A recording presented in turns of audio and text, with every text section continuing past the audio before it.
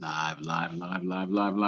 Once again, bless up to one and all, and welcome to the Troy Graham Experience. Beautiful Friday here.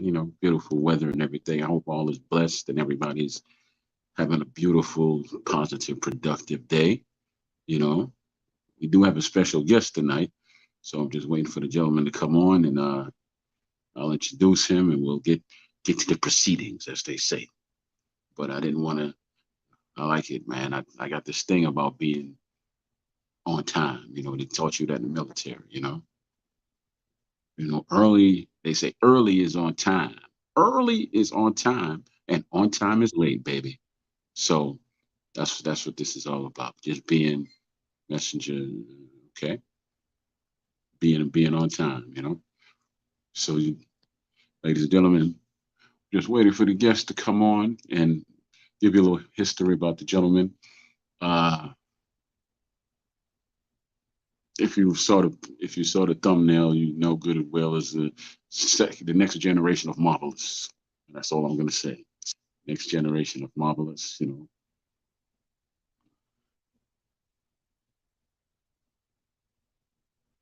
Okay,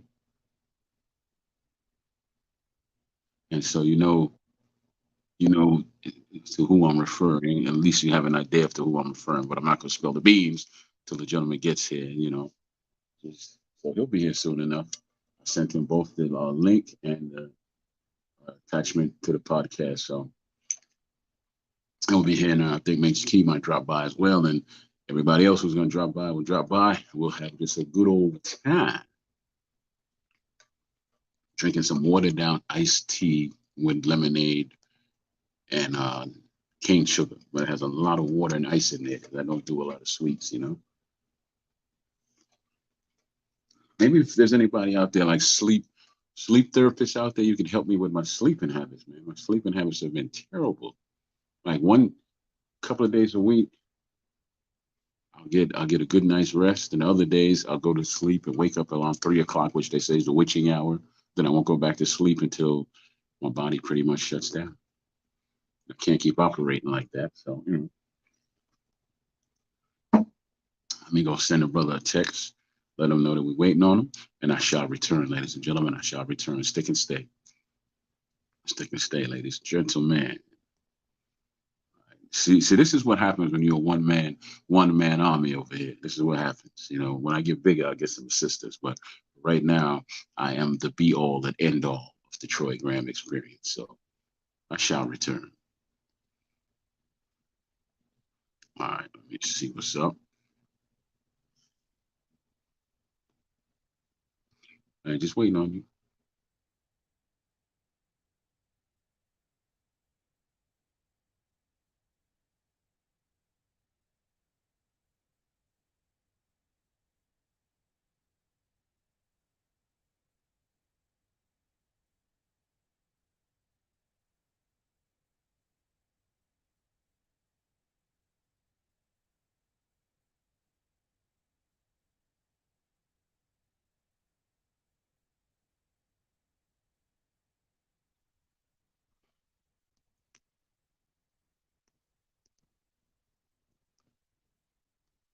The return of the champion. Here I am. Here I am.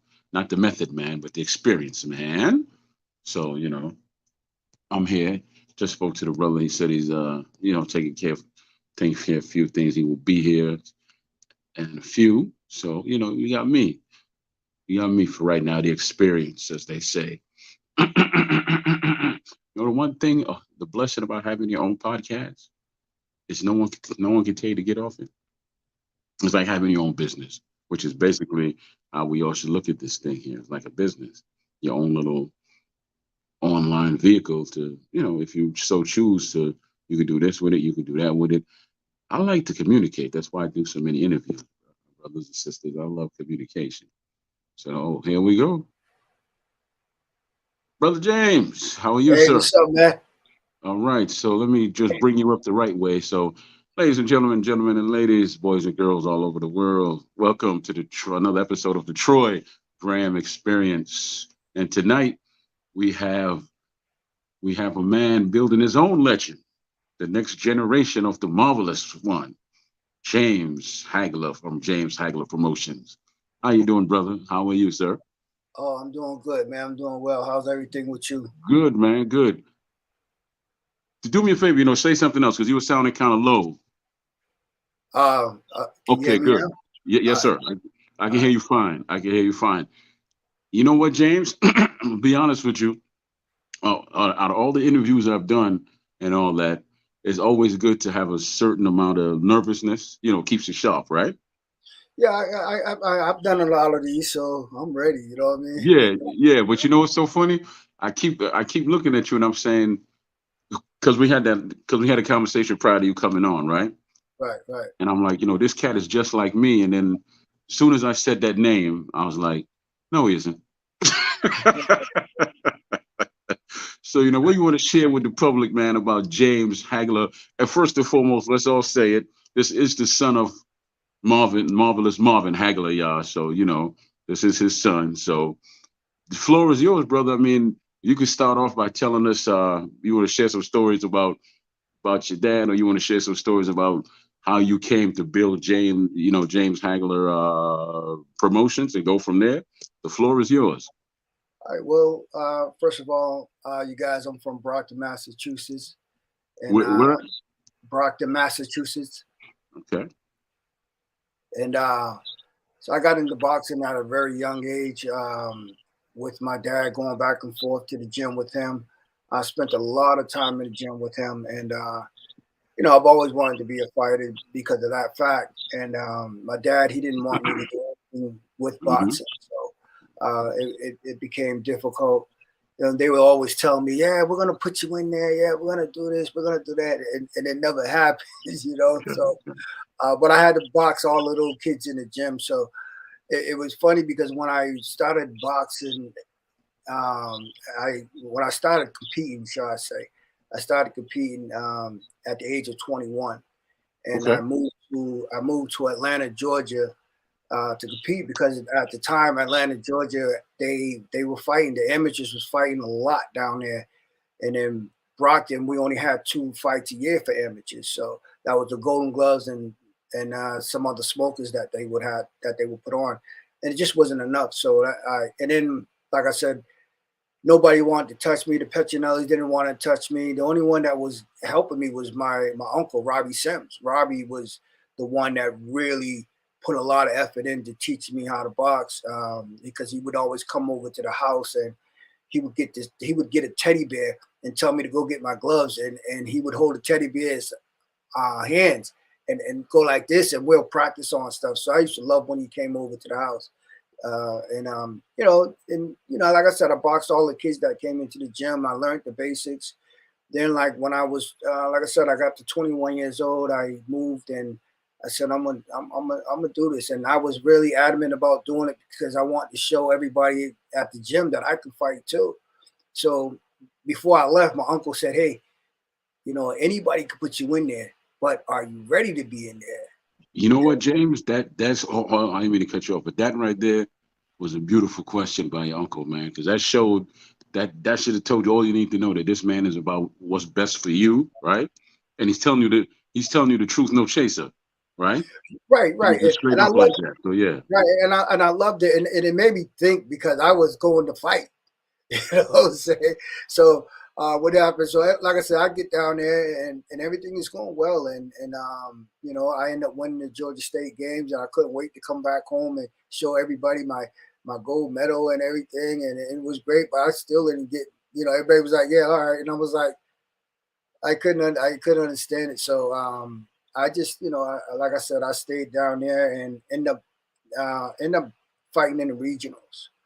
And at the time, I think this was what the '95 Olympics were going on. This was Mayweather's class, Antonio Tava, and I was, in the super heavyweight I Lawrence was gonna Clay. ask you about that. Who did you run in in the amateurs that we would know? Who did you see in the amateurs that we would know? Man, all of them.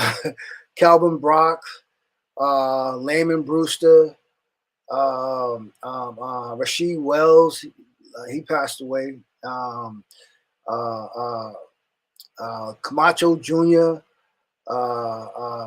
Aaron Pryor's son.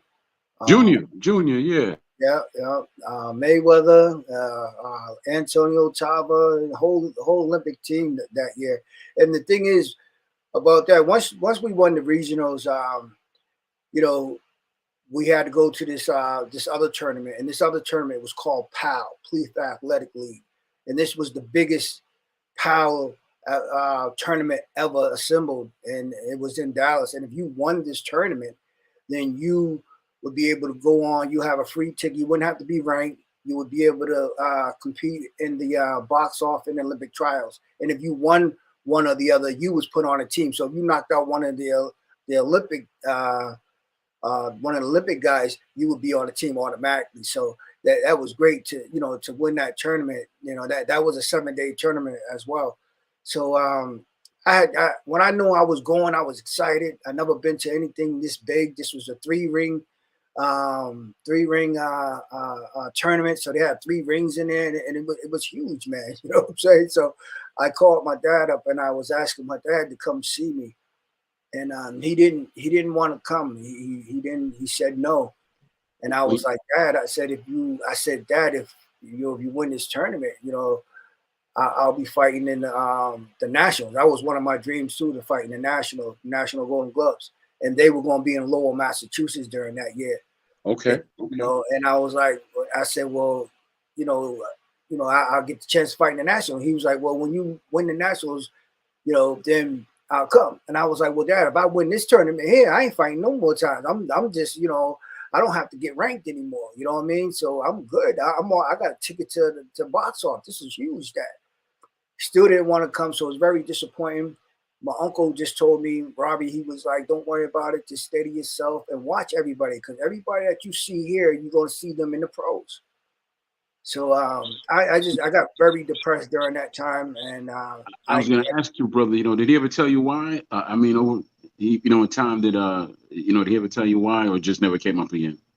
No, I'll get to that. But what happened was, like I said, I got depressed, and I just it was just very tiresome to keep asking this guy, to keep trying to get him to nose, get him just to get his attention that I want to do this. So I pulled out of the fight that I didn't fight that night, and the way they rigged it was I was fighting a fight before the semifinals, before we went into the semifinals and everything. So if I won that fight, then I automatically would be in the semifinals. And I pulled out. I was very hurt. I didn't know what to do. Like I said, I was just hurt, and I walked away. And so what happened was, I'm sitting in the bar having a couple of drinks, and Aaron Pryor walks by, and he comes in. He said he was looking all over for me. He was like, "Why you didn't compete?" And I was telling him he sympathized with me. He didn't like what I was telling him. He was like, "Man, your father not there with you?" I was like, "Nah, he ain't never been. I've been doing this on my own." And that's one thing my father did tell me. He said, "If you're gonna do it, you're gonna be by yourself." That's what he said. And when I told Aaron that, Aaron was like, man, he was very disgusted about it. He was like, just keep on, man, because if you keep on at it, eventually he would have to come out. And I said, yeah, but that's not even the case anymore. What all I wanted was, I think what I wanted more than ever was not to become a fighter, but just to have my dad give me his blessings. I wanted that more than anything. I wanted that more than being the champ. I want that more than fighting. I just wanted that. And if he would have gave me that, then it would, probably would have been a different outcome. Who knows? So, we never got a chance. I talked to him about it several times, man, and we got into beefs about it.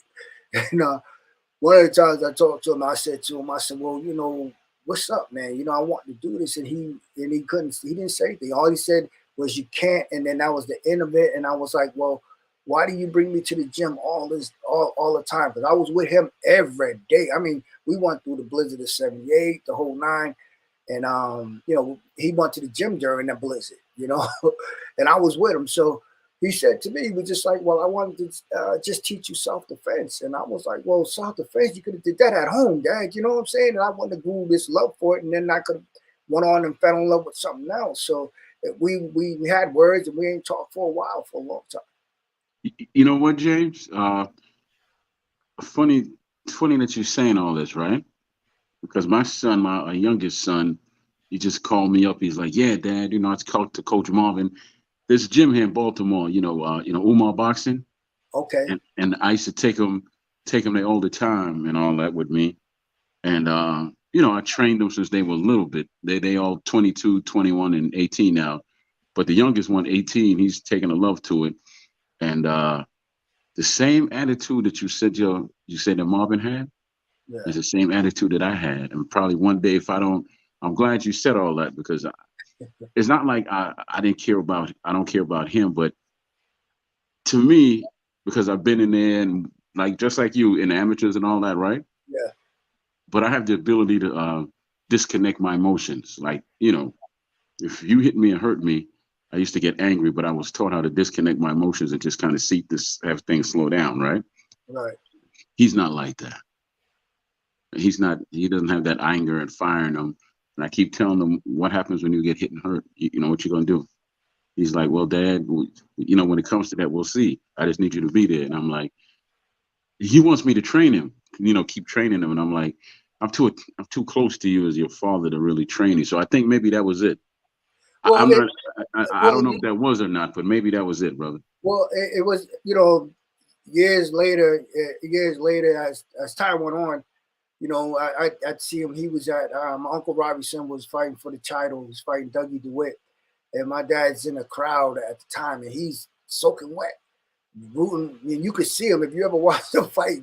You'll see him in the front row, jumping up and down, and right, get him, get him, get him. And after the fight was over, I called him and I talked to him. I said, damn, Dad. I said, you lost about 2 pounds, huh? And he said, yeah, man, Robbie had me nervous. He said, you know what? I tell you what, I ain't watching no more of his fights no more. I'm done. And that was actually like the last time he went to Robbie's fights. It was years later where he went to Robbie's fight when he fought what's his name, that killer from England. I can't think of his name. Nigel Ben. I know who you're talking about. His son fights now, right? Yeah, Nigel Ben. Right. Nigel Ben, right, right. So Nigel Ben ended up stopping my uncle, and he was all right at that time. So, but I think I didn't really feel him until my son fought. My son had when he had his first boxing debut, and it was right here in Ohio, and I man, I was so nervous when he walked up into the ring, and my legs is shaking. I said, "Wow, Dad must have." This is what Dad was talking about when he said he didn't want to be involved because it would be difficult, for him. And I felt like that, and I was like, "Wow." So I kind of feel where he was coming from to a certain point of view, and he told me too. He told me himself. He said the reason why I don't. I told him. I said, well, you don't. I said you can be there. You don't have to train me. You don't have to work the corner. And he was like, well, I don't want to do anything because I don't want to. Because you could be in the fight and you could be winning the fight, and it might not look like you're winning the fight from where I'm sitting. And then I throw the towel in. The same thing that happened with the same thing he told me. This was a long time ago now. The same thing that happened to what's his name what's his name? Fort Crawford. Oh, I know who you're talking about. Sean Porter. Sean Porter. Porter, right? And his dad threw the towel in, and Sean could have kept on fighting. And Yeah. And I tell you what, I know when they went home and talked about it, they had some words about that. That was Yes, I know sir. that was an issue because they never talked about it in the press. They never talked about it. He just took that like it was and was real cool with it and real smooth with it. And then I know, but when they went home, because he mentioned it, he said, "Yeah, we'll talk about it later." I already know, what happened. But my dad, that's what he said. He said, "I don't want to, throw the towel in on you, and it's too mature." So, Yeah, man. Because you know what? Man. Always send my blessings out to those fathers who could do that. Because I spoke to David Benavidez' father, right? right, And I'm like, yeah, man. It's easy to watch them and have your opinion, but when you're the actual father of the fighter, I'll give you a perfect example. When Shane Mosley first fought Vernon Forrest, and his dad was his trainer, right? right, He was mic'd up. You could hear you could hear Shane's father in the corner, like Shane. Oh Lord, no, Lord, no, Shane, Lord, no, no, Shane, Lord. You, that's all you heard. Was all you heard, and you could hear it in his voice. Like all his fights that he coached Shane in, that he trained him in, you never heard him. Every time Vernon would hit him and hurt, oh my God, Lord, short, Shane, no, no, Shane, come on, Shane, Lord, no. And that I was like that no, no, I couldn't do it. No, no. So, but this see, this happened over time, though. You know what I'm saying? Just because my dad, he would, he said he was so hard that when he talked about certain things that he didn't want to talk about early on in life, he would talk about them now that he was older. He would mention, we were together out of the blue. He would just say, "Yeah, I know." I'll give you an example. Like he said one time, he said, "Well, I know I wasn't there for you guys because I was always boxing and stuff like this." And I said to him, I said, "Dad, don't worry about that. We were with you. We was with you. We wanted the same things, but I guess the problem is that you're not boxing right now and you're retired. We want that time. You got to give that back. You got to come back, regardless if you're not still married to moms, but you still have to deal with us." And he wouldn't do that. And that's why we had this beef. And that's why we never got a chance to resolve that beef. And he had passed away. So, but that's all it was. That's all the beef was, we were going, we were going at it hard because it got to the point where it was hard to get in touch with him because his wife would always intervene. So I remember I had put some stuff on Facebook, and my grandmother said he didn't like that at all, and he wasn't going to feed into it. But I know he was having issues at home because he was feeling what I was saying, and that's all, and that's all the beef was about. And I just was devastated when he had passed because I had to be the bigger man again. And when me and him get into arguments and stuff like that, I'm always the bigger man. I'm always the one that comes to him and says, "Hey, Dad, what?" And then we end up talking about it, and then we diffuse the issue. But he never did it for me like that. So I was just like, you know what? But he would admit when he was wrong, but he wouldn't be the first one to take the initiative step to do that. So it had Because to be me. And then after that, this time around, I was like, I ain't doing it. Nope, I ain't doing it. And I was stubborn, and we ain't talked like for 5 years, and then he passed away. And but before he was passing away, I was like, you know what? I just got to do it. I got to do it because everybody's getting older. You never know. Life is too short. yes, And sir.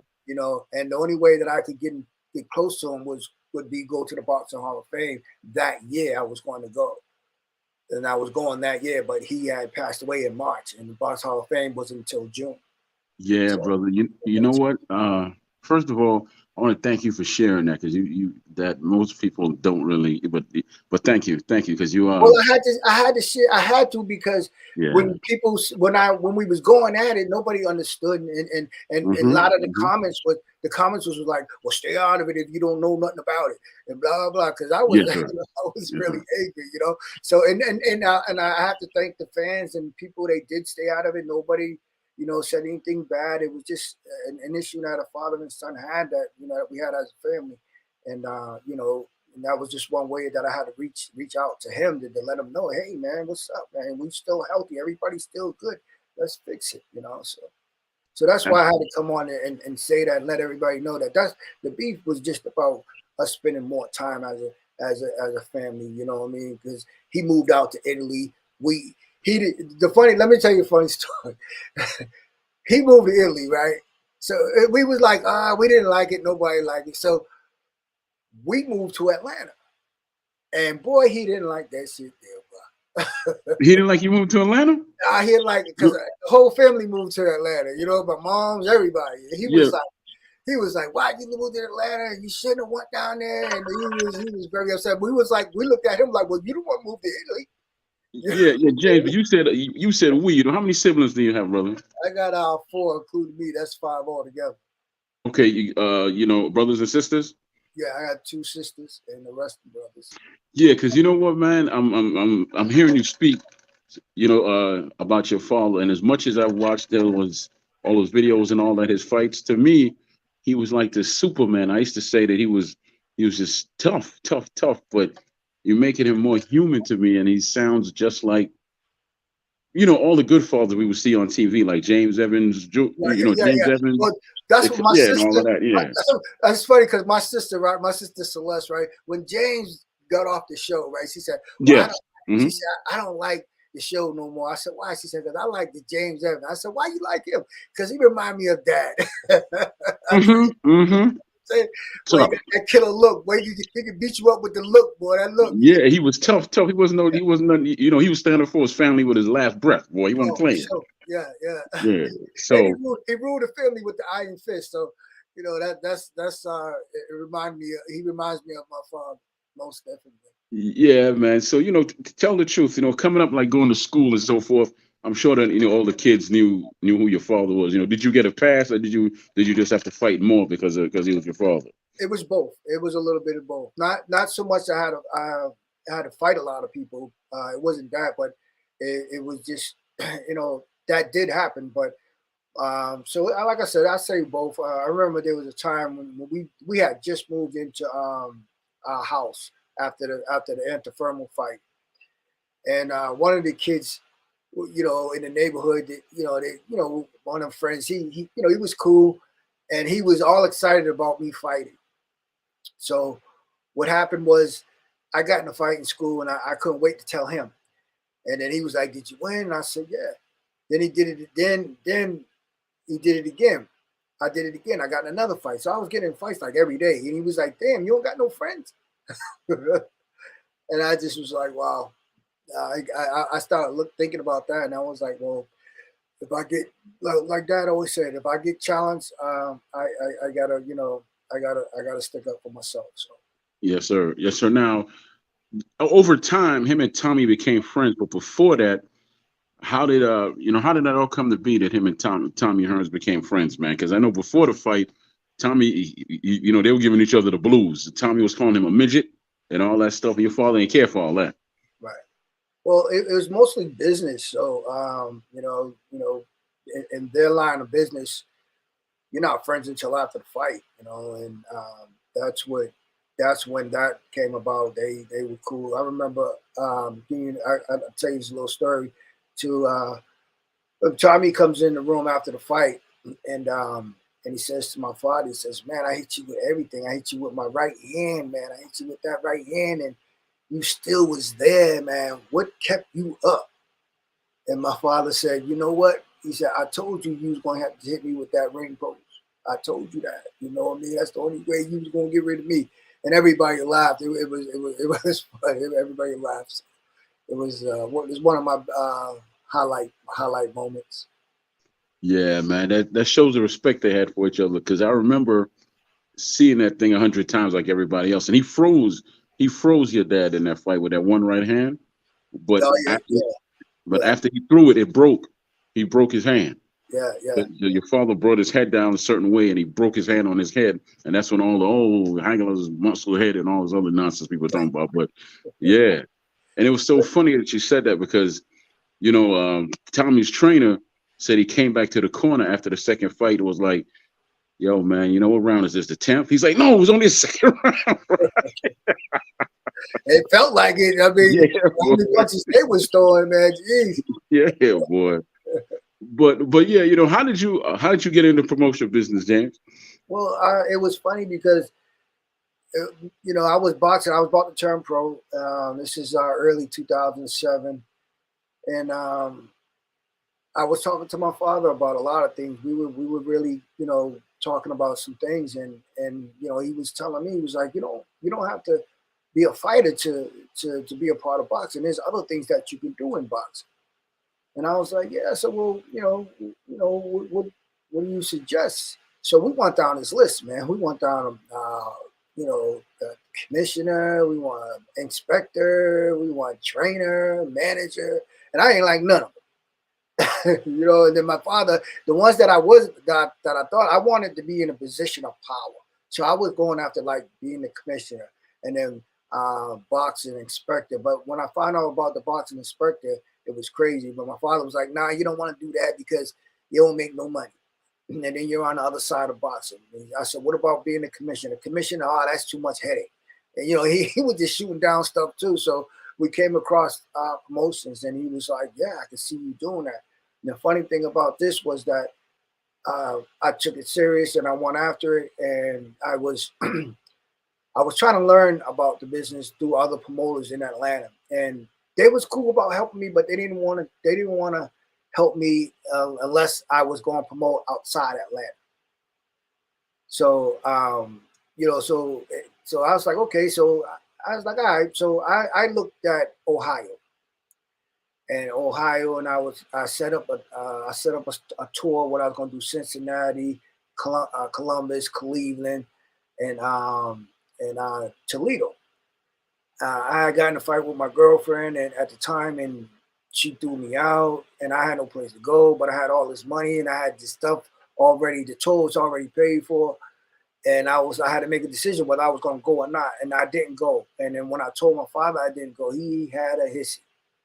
And I was like, well, Dad, what do you want me to do? I'm going to come back. I don't got nowhere to stay. He said, yeah, but you promised everybody that you was coming in. And you know how this boxing game is. You only got one chance. And if you mess up, then they're going to boycott you and all this crap. I said, well, Dad, what do you want me to do, man? I can't come to you for no money. And then he got quiet. And then after that, he was like, I'm not going to talk to you no more about none of this. And that's what ended up happening. But the crazy thing about the whole thing was when I met my wife, me and my wife, we went to the same high school together. And we reunited and got acquainted, and then she was living in Ohio, so I ended up moving to Ohio, and then everything started in Ohio like it was supposed to. So that's how I knew that it was meant to pursue this, promotional company. I wanted to be. I don't want to be the best promoter. I just want to be someone. I want to be a trendsetter. I want them to look at me, especially with guys, the little promoters. I want them to look at me and say, you know what? I need to do my shows like him. If I can accomplish that, and if they say that I'm the best, I'll take that. You know what I mean? But that's all that I'm looking for because I got different ideas and things that I want to do, and I think it's going to really, really help boxing. And I remember telling my ideas to my father at one point in time, and he said he loved it. And this is during the time where the WBC was thinking about putting up where they was thinking about putting up the scoreboard. So when the fighter sit down, he could look up like the basketball. He could look up and see how far he's ahead or see if he's behind. And my dad didn't like that. I don't like that either. So, but let me tell you what he said. He said, I said, well, so why you don't like that? I think it's great, man. He was like, nah, because the fighter gonna look up and he gonna see that he behind, and then he gonna want to quit. It's gonna discourage him. I said, well, Dad, you gotta look at it this way. This ain't like basketball. When you're down in the fourth quarter, 100 points to 10, and you got 2 minutes left, you know you ain't no coming back from that. But with boxing is different because you could be down a whole lot of points and just get that one punch and knock the dude out. That's it. James, I just want to tell you that I keep looking out the window because I'm seeing lightning. There's a storm rolling in. So if we get cut off, that's the only reason why we get cut off. All right. All right, not a problem. Yeah, but go ahead. But you know what? Back to the open scoring is. I agree with your dad on this. If I'm the fighter and I'm down, me being me, I might want to put out some more effort, and then I lose focus, and I might get caught with something. Or if you have a different mindset, like he said, you would quit. And if you're ahead, some fighters would just coast. Get lazy, right? It then becomes a boring fight, right? So that's why I don't like it, man. Keep it a secret until the end. Make them put out all the effort they can. Well, maybe that's why it didn't. It didn't. Because I was looking at it on the other side, like it would give the fighter more incentive to get up off that stool and get that knockout because this is the last round, and if you don't put forth the effort, then So, and like you said, but the other guy can see that he's winning and do an Oscar De La Hoya and not throw no punches for 3 rounds. You know what? That has forever frustrated me because he won the fight. He won the fight. There's no way he should have lost it. You can't take. They fought 12 rounds, so 3 rounds trumps 12 rounds, and he was. I mean, honestly, he was throwing, but he was passive. Right. He was passively moving. He fought basically the same way Floyd does after the 6th round. I had to say, well, he fought like Leonard. Those last 3 rounds, he fought like shit like Leonard. And it's funny because I was watching that fight with my father. My father was pissed. He was like, man, why they couldn't do that for me? Why they couldn't give me that decision? Oh, you know what? I wasn't even. I'm glad you brought that up. What was that like? Like the days after that Leonard fight? I know it must have been hell to deal with. I mean, No, it was just uh, very quiet, very quiet, very quiet. It was a lot. It was a lot going on at that time. It was very quiet. yeah, and then he said he moved to Italy. When did he become fluent in Italian? Because I know he became fluent in Italian, right?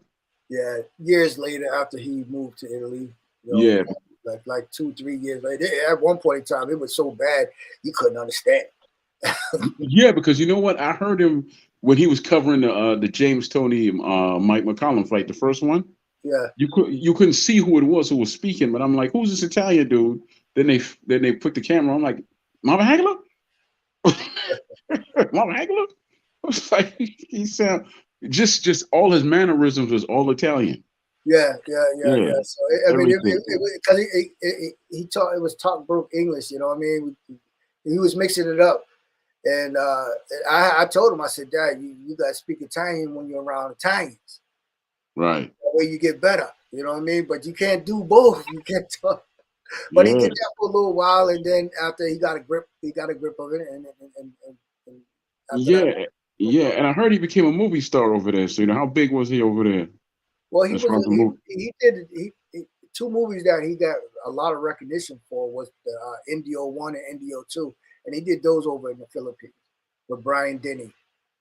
Really? Okay. Okay. And those were in English or was those in Italian? No, those were, like I said, those that was in the Philippines, so it was English. So it was English because the ones in Italian he didn't really do that well with those. I never even seen Okay. them. Okay. I never Oh, seen them. I didn't have no interest in seeing them. The one that he did with the drill sergeant thing, that was dope. That was dope. But those was his highlight as far as his acting goes. what was the name of that movie so I can check it out, man? Indio one, Indio. yeah, Okay, I'll go Indio check it one out and after two, the interview. yeah, Indio one I'll and go two. check it out. Yeah. But let me shout out some people because some people here that's been shouting you out. So I'm gonna give them their recognition, man, because they're here for you, right? I All right, shout out give the me the ladies at flowers. iTalk. Ladies at iTalk are in here shouting you out. There's Jess and Miss Russia, right? Mm-hmm. You have where's the brother at? Chilltown, Channel Chilltown. I think he's a shoe master, man. If you ever need any type of shoes or whatever, check his channel out. I think it's just called Chilltown. I think Channel Chilltown, right? Okay. He's like a shoe connoisseur. Oh, So nice, yeah. nice. And then you got the brother over here, Andrew Charles. Andrew Charles is I think he's from the DMV area, like I used to live out there. So he's a good boxing head, man. He knows a lot. He's just a funny guy too. Oh, no doubt. Funny guy. Yeah. So everybody in here shouting you out. But Thanks what for does the the future hold for appreciate you that. then? You know what? Before I ask you that question, that okay, that name Hagler, how has that helped you when it comes to your part of the business, and as it held you back in it?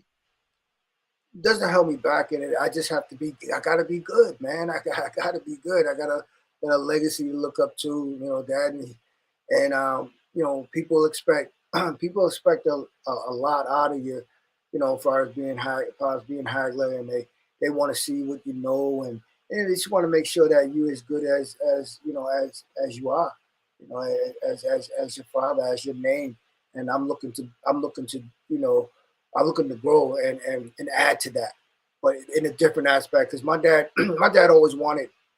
One of the things he always wanted was he wanted a football player or a basketball player or a lawyer or a baseball player. So, and I when we had this conversation, I told him I said, but you had to introduce that, you had to talk, you had to be about that for that to happen. So he was very disappointed when my son started boxing. He was like, man, because my son was he was playing football. He got a scholarship out of Atlanta to go to Dean College in Massachusetts. Went out What there. did he play in football? What is your son play? What was his position? He played linebacker. He played safety. Um, yeah, linebacker, safety, and he did a little bit of running. Okay, yeah, well, that sounds like the money. You can make some money doing that. Those Yeah, safeties but actually then put hits on people. right, and then he left Massachusetts and went to Alabama and went to what is it Roll Tide, I think it is. Yeah, yeah, yeah, yeah, yeah. He was a redshirt sophomore there, and then because he was inactive.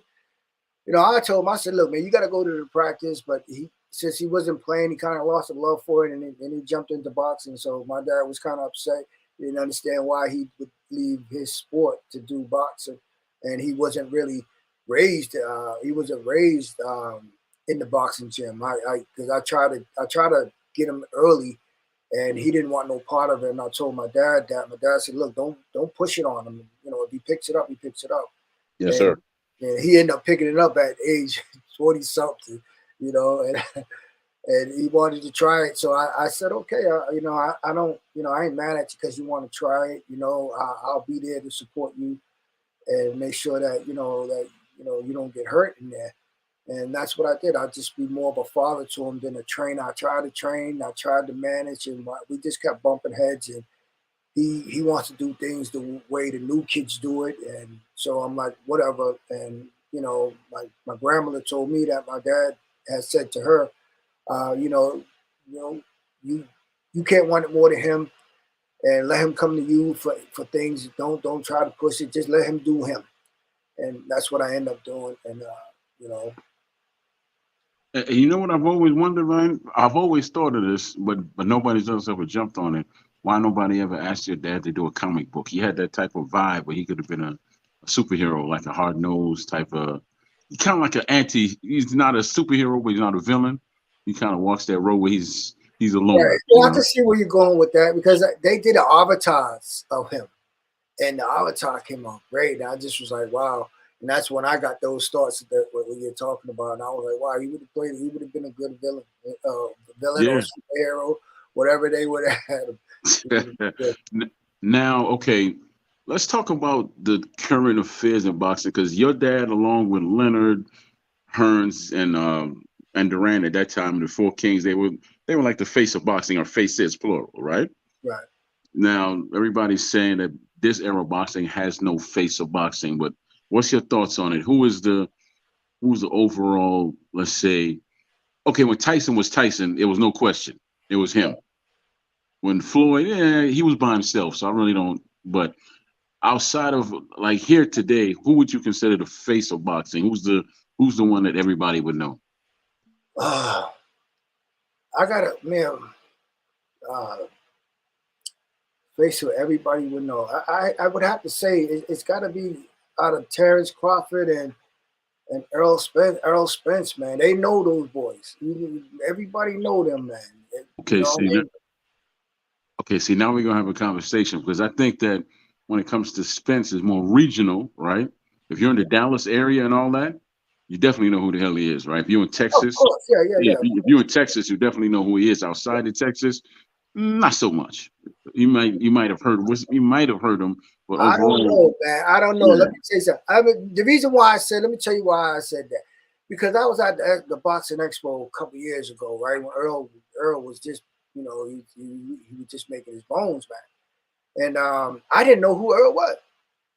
I mean, I didn't know he was like that. I didn't know anything. And then somebody was telling me it's Earl Spence, blah, blah, blah. And I was like, really? And then I started paying attention to him. And a lot of people, I noticed that not a lot of people knew who he was outside of Texas. yeah. Was this in the amateurs or the pros at the time? I'm, he was a pro Oh, he was a pro at the time. Yeah, early. yeah. I mean, if you're a boxing head, then you know who he is. But I'm saying the general public doesn't really know him or Crawford. Like after the car crash, honestly, that's a bad one. But he got more known for that because he got more Exactly. publicity, Right, right, right, even though right, it was a very negative thing, right? Whereas right. Crawford, he does all his business in the ring. And funny enough, they they also compare him. They say he's the next Hagler. How do you how do you view that, or tell us your views on him being viewed as like the next Marvin Hagler? Well, he needs those fights, man. And back to that question, um, I don't think I'm gonna be honest. I don't think there is no face of boxing right now. These guys are Yes, not. sir. They're not like they don't promote themselves. They, they take their money and they you don't see them till a year later. Then you see them when they spent a little bit of money and made a dent. Now they got to get back in the ring to get that back. You know what I mean? So they don't promote themselves as much as they should, and it's a shame because you think that the guys in the '80s, we didn't have social media back then. No. You had to get on a TV show or you had to do something. But if these guys would have that same mindset now, they'd be huge. They'd be making that money that they want to make. And that's what I try to tell my son. I said, you don't do it like them. You got to do it like, like your papa, like your grandfather, man. Your grandfather promoted himself. He became a people's champion. He got out there in the neighborhoods and everybody knew him and loved him, man. That's just the way to go. But nowadays, these guys don't do that, man. And the ones that do it a little bit, like Chalo, Chalo brothers, you see them all over the place. They have rap events. They over here, they over here. You see them, so they get a little more. And then you got these YouTube fighters, and they're fighting. But one thing I respect about them is that they know how to market themselves, man. Thank you. I'm glad you said that. They know how to market, but to me, this is boxing. We don't need Sideshow Bob, man. We don't need it. But that's my honest feeling on it. That's cool. I don't like them. I like it because I like it because entertainment and it creates controversy, and that's exactly what it is. It's kind of like right. Yeah, it's kind of like the WWE of boxing. It's not pure. It's just entertainment, like you said. Right, but everybody can make good money off of it. You know what I mean? And that's the point. You want the fighters to be able to make that money, man, because they put their lives on the line. They deserve it. Yes, they do. Yes, they do. But I think what's lost on a lot of these young cats, and it shouldn't be lost on them because they got older cats behind them. They should know better, right? Right. That's what I'm saying. Right. You know what's lost on them? What made your dad, and all the rest of them fighters who they are is one, what they did in the ring, but they opened up and they told people their backstory. Yeah. If you don't, that's how Ali became Ali. He opened up and he gave himself to the people. Right.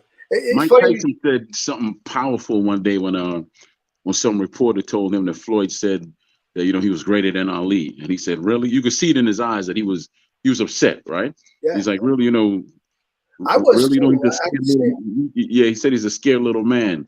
He said, I'm going to paraphrase it. He said, he can't even walk his kids to school. You can't hide yourself from people and say that you're great. That's right. That's what he said. In so many words, because I'm paraphrasing. Right. I know. I heard him say that. I know where you're coming from. But one thing that like I said, I was mad. I was upset too that he said that, but I understood why he was saying that, and he was right too of why he was saying that. But one thing I like about what Mayweather did was I wish that somebody could have did this a lot earlier. Is what he's doing right now. He's out there sparring and making much money like he boxing. And that gives those guys an opportunity to still be able to do their sport and still make money at it and not get hurt. That's right. But you know what? I got my I got my brother in the chat. Hopefully he'll jump over here and ask you a couple of questions. Major Kickboxing. Remember we were talking? Yeah. Talking offline, I mentioned him to you, right? Yeah. So hopefully he'll jump on and ask you some questions, right? Okay. Yeah, he's a little bit more bombastic and he's bright lights, big city. So you gotta hold on when he come on. But yeah. But yeah, brother. The truth is, I'm a huge fan of boxing, but when I talk to brothers like you, Buddy McGirt, and a lot of the other cats, I get the same response. I don't really watch boxing that much nowadays. I don't feel the same because that passion is not there. Right. And I'm the same. I watch more than what I used to watch. I kind of picking it up more because my son's involved, and plus I want to know who's who, what's what. Because when I start signing guys, I need to know that. So I find myself paying a whole lot more attention now than I ever did. Yeah, man. I just honestly, when I was younger, because we're in the same age group, in the teens and 20s, you couldn't stop me from watching everything from the amateurs all the way up to the pros. Right. I Yeah. saw Oscar in the amateurs, right? Yeah. Yeah. I saw Floyd in the amateurs, right? Yeah. I was in the same gym. It was me, William Joppy, Simon Brown, and then I moved to another gym. It was Sean Bay Mitchell, Keith Holmes, and Joppy came over, right? Mm-hmm. And then down the road from there was a spot called House of Champions. Andrew House. Council, and just so many others were just coming in. Where was this at again? DMV area, and like in the DC area. House of Champion. I heard that name so many Yeah, times. that's out in the DMV area. Yeah. Yeah. But close to DC and all that. They were just producing champions because you got to understand, Chop Chop came from there. Yeah. Daryl Tyson, Simon Brown, Maurice Blocker, Winky Wright. Police. During that time, they were Yeah. just Reggie Green. I don't know if that's Reggie Showtime. Reggie Green was there too, right?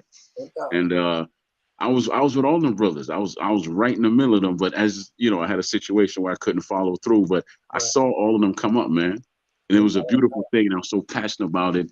I don't have that fire no more, man. Because basically, the fighters gear how the fans go. You fighting once a year, and you running, and most of the best fights are on Twitter now or on social media. You know what I'm saying? They're Yeah. not in the ring anymore, brother. So that bores the hell out of me. Well, I feel the same way about basketball. I used to love watching basketball. Now I don't watch it like that. I watch it during the playoffs, so I'm paying attention to it now. You know what I mean? And it was funny because I was thinking about the New York Knicks, right? And I was like, "Where did Knicks go? You don't ever hear no more about the Knicks." And I turned the TV on. They're in the playoffs. Because it's soft, brother. I mean, listen, I got a lot of respect for King James, but you remember, Reggie. What's his name? The 3-point shooter, lanky brother. What's his name? Reggie. Reggie Johnson. No. Reggie Johnson was the fighter. I'm talking about the basketball player that played for Indiana Pacers. What's his name? Yeah. I know you're talking about. Yeah, but anyway, he was a flopper, but he was so skinny that you could tolerate that from him because he's a flop, right? Yeah. But when you 6'8", 6'9", and you LeBron Johnson, you built like that, flopping is not tolerated, man. Right. Come on, man. Look, he fought. I mean, come on, man. Yeah. I grew up in an era where there was Anthony Mason, Charles Oakley. They didn't tolerate no flopping, boy. I know that's right. You had to watch out, boy. Hey, they get down in the paint. You can put the gloves on or something. Allen Iverson played like he was a big man. He wasn't no joke. Yeah. He wasn't no joke. I give you a story that I heard from Oakley's, Oakley's mouth. He said, "Yeah, man, Allen Iverson was the toughest little man we ever went up against. When we first played him, and he was so fast and all that. I think during halftime he walked up to Allen. He's like, Allen, man, why don't you just come through the middle, man? We'll give you a pass, me and Mason." Allen looked at him, was like, "Okay." He was gonna take his head off. He was. Yeah, I know. He's like, "Yeah, all right. I see you out by this art." Yeah. Yeah, because the truth is, nobody came through the middle when Oak and Mason was playing. Nah. And nobody want no parts of that. Nobody. No. And that's stuff that I miss right there. I like it. You miss those days, man. Those days was those guys played hard and it was great, man. Not to take anything away from the guys that are playing now and some of the fighters that are fighting now, but those were good. Those were golden eras.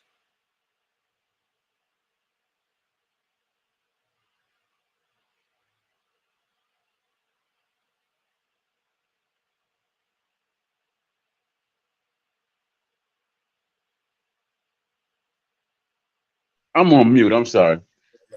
I was telling you that I gotta lock my windows up because the storm is coming, right? Right. But yeah, I don't know if you remember a few years back, man, when I started getting my passion back. Donaire, right? Donaire fought Nicholas Walters. That was a great damn fight. Great damn fight. And I missed that type of and then after the fight, they showed each other so much respect, Yeah. So much respect because he knocked Donaire out. He knocked his behind out. But after the fight, it was all respect. No doubt. And that's what boxing's missing, man. All this talk back and forth about A side, B side, and No, shut up. Ain't nobody want to hear that. Just fight. Right. Damn, it's You raining know, hard it's out funny, like you said, it's hard for the guys to be transparent. The new guys, and here.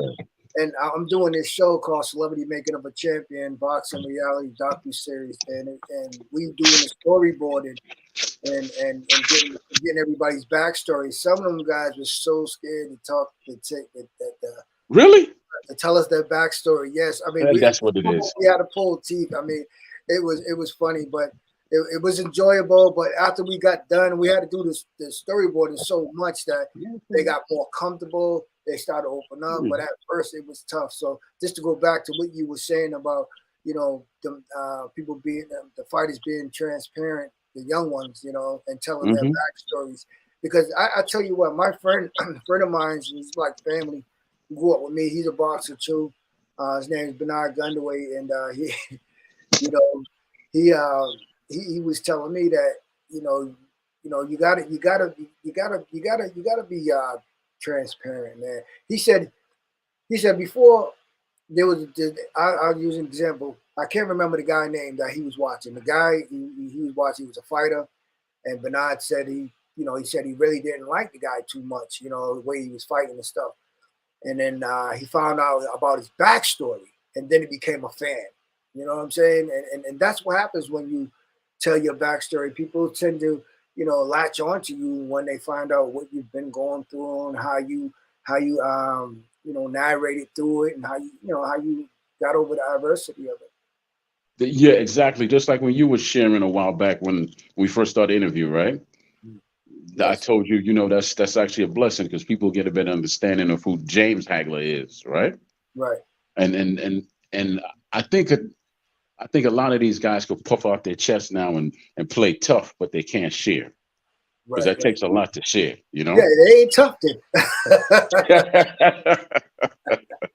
Yeah. Because the reason why Mike Tyson is still around and he could still sell fighting a Roy Jones or whoever the hell he fights, right? Right, but he's very transparent. Mike is Yeah, there you go. There you go. transparent, man. Mike don't care, man. He like, well, this is what it is. He's real, man. You 100. When you Yeah, 100, man, nobody, you can't lose, baby. Can't lose. exactly, because he gave you the good, the bad, and the real ugly. He Right. don't care. You That's can't take right. nothing away from him. And that's funny. Nothing. Funny that you said that because I watched the documentary with Tupac, their mama, and they were saying that when they was doing this, when they was doing it, that when they was talking about Pac's moms, her sister said, "Hey, we're gonna sit here. We want to tell the story right, bad and good. You know what I mean?" And I commended them on that. That was nice. That was dope. Yeah, that's the truth. You got to be if you're going to be out here, you gotta sell that part of yourself to the people so they can attach themselves to you. Because see, Tyson is like Tupac. Tupac is really never going to die because he gave himself away to the people. Same Exactly. thing with Biggie. He's never going to die Yeah. because people know his backstory, where he came from. These cats, once they stop boxing, they're going to fade away like dust. Yeah. Yeah. Yeah. Yeah. Yeah. But look, brother, it's coming down to the hour mark. You probably, I don't No want to, doubt. yeah, I don't want to overstep with you. So you said you'd give me an hour. So I need you to drop your social media. And I want to thank you definitely for coming out. And we got to set up a time for, because you said you have something that's coming out in May that you want to do, right? Yeah, Or are doing. I got my father's doing he does he does a scholarship fund for Massasoit Community College. So we're giving an event and donating some money to Massasoit College, the Hagler Five Foundation. That's my foundation that I have. So we're contributing as well with that, and it's happening on May 13th, Brockton, Massachusetts. You can go on my Facebook page and find details. And then my son is fighting May 20th, that following Saturday. He just signed with Jimmy Birchfield out of Rhode Island. And to find me, you could Google me, Instagram James Hagler Promotions, Facebook James Hagler Promotions. Everything is James Hagler Promotions, and you could find me out on Athletes TV. Come and check me on Athletes TV. I have a subscription there. Please subscribe and be a part of it. I got exclusive videos that nobody is seeing. Just a lot of stuff about me, and We have the Donnell Wigfall fight, the first fight that him and my father had. I got that on there. I got a bunch of stuff on there. So check me out on Athletes TV. Athletes TV is a sports content for fighters. I mean, not just for fighters, but for anybody for any athlete, big or small. Put your sport content up there. That's the only thing that you can put up there is sports content. There's several ways to make money with this Athletes TV. I can have, for an example, you could help me bring in subscribers and I'll pay you for it. And it's just a lot that you can do. Just go on Athletes TV and check it out. We have a how-to video, the whole nine. It's really good. They're doing 80-20 cent, 80-20. All you got to do is get 5,000 viewers or subscribers. You make money with viewers. You make money with clicks. You make money with subscriptions. And it's wonderful, man. It's way better than YouTube. They don't rip you off like that. And that's what I like. And they sell merch, and they'll sell you merch. You won't have to ship or receive or anything. They'll do everything for you. And I think out of the whole thing, the split's like 80-20, 80% you, 20% them. So really, it's real dope. I tell you what, hold on to that thought, man, because me and you're gonna talk off air about something, right? All right. And I want you to come back. I definitely want you to come back, and we'll definitely do some shows on business, and you can promote all you want. Because to be honest with you, I find more joy in helping others build and share than I do talking boxing all the damn time. To be very honest. Yeah, me too. Me too.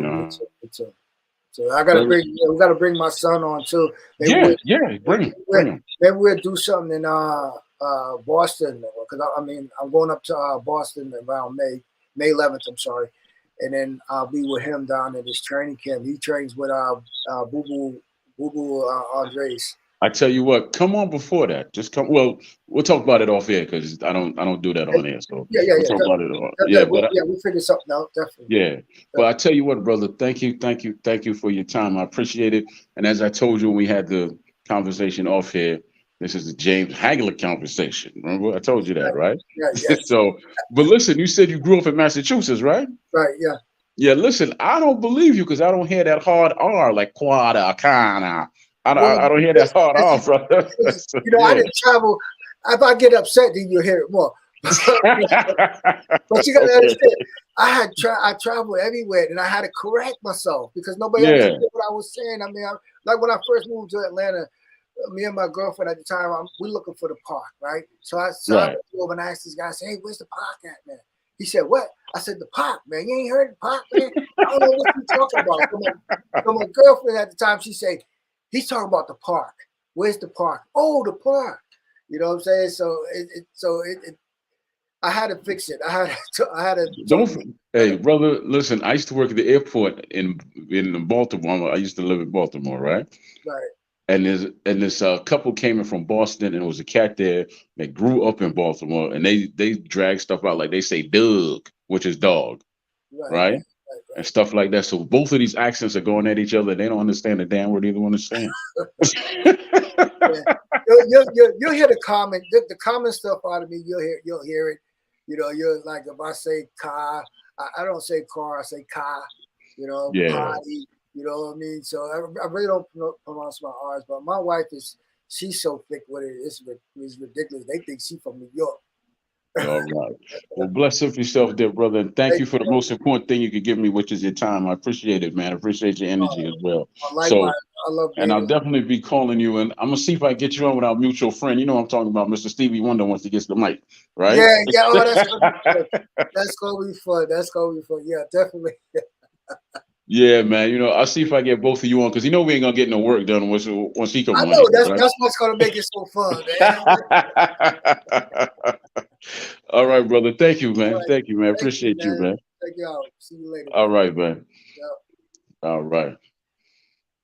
All right, ladies and gentlemen, boys and girls, thank you for coming out. That was the James Hagler of James Hagler Promotions, man. As you can see, he's just a good old brother, just like us. Easygoing, good brother, man. Got a lot going on in his life. Proud of him, man. So hopefully I wish him all the blessings in the world. And yes, he will be back. He will be back. He will be back very soon to promote some things and talk some business with us, right? So let me say bless up to everybody that came through. Thank you for giving me the most important thing you can give me, which is your time, because you didn't have to be here, That's but right. you shared with me nonetheless, and I appreciate that. Remy, bless up, always coming through. Ladies of ITALK, come on. Y'all always come through for me. Thank you. Thank you, thank you, thank you. Man, you making me sound kind of sensitive now. Thank you, ladies. Thank you. Major Key, I'm gonna beat you up later, Major. But yeah, thank you for coming through, brother. And deep promotions, thank you for coming through, man. Channel Chilltown, thank you for coming through. Andrew Charles, even though you was quiet, brother, I don't know you for being quiet. Thank you for coming through. Thank you, thank you, thank you, thank you. And cousin Jess, or cousin Nurse Jess, you're always welcome. So on that note, I just want to say bless up to one and all, man. I enjoy doing interviews over anything else, man, because you get to know people that way. You get to share. I can talk boxing all damn day, but it won't fill my soul. I prefer to share and build. That's who I am. So bless up, and I will see you very soon. I'm about to drop a Harry Belafonte tribute show, so I'll do that tomorrow. I'll do the Harry Belafonte tribute show. So come back tomorrow. Come back tomorrow. All right. Bless up.